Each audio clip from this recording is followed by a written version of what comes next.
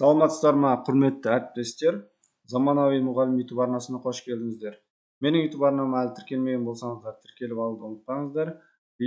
Ойын ұнаса видеоға лайк басыңыздар.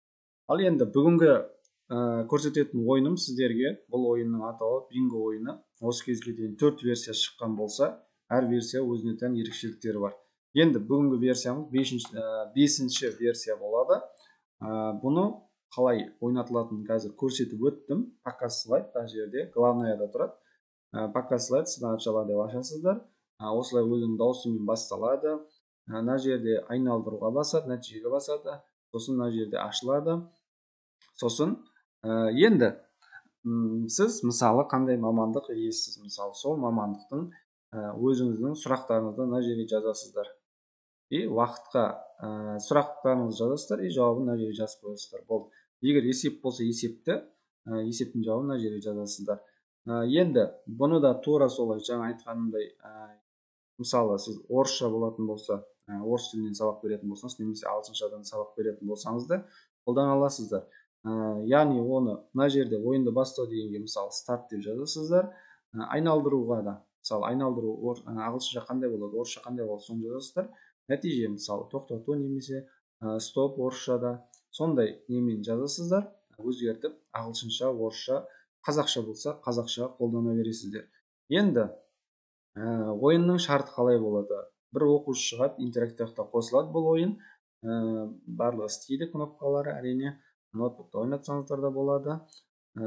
Айналдыруға басады, нәтиже шығады, яғни сол шариктегі сұраққа мынаған бір рет басады, сұрағы шығады, сұраққа жауап береді. Егер ойлану керек болса, мына уақытты қосасыздар, уақыт арқылы ойланады. Одан кейін жауабын шығарасыздар. Енді жауабы дұрыс болса, мынаған басасыздар. Егер жауабы қате болатын болса, мына X-қа басасыздар. Осылай ойнатасыздар.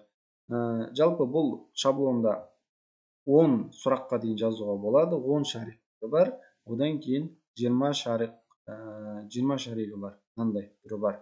2 версиясы бар. Бұл жерде уже 20 сұрақ.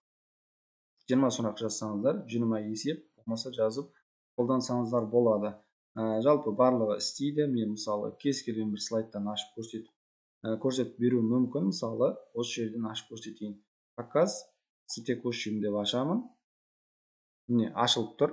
Не үшін дауысы жоқ? Фондағы дауыс ол ең басынан бастап қосылады, сосын соңына дейін істеп тұрады.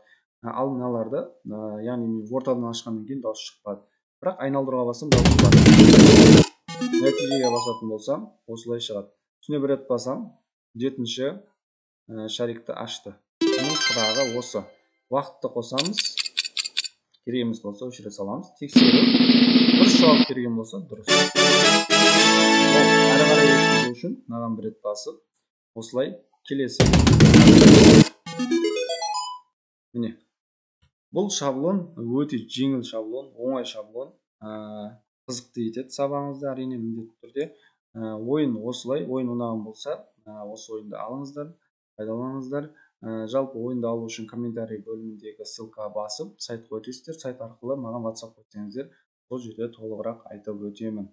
Назарларыңызға рахмет.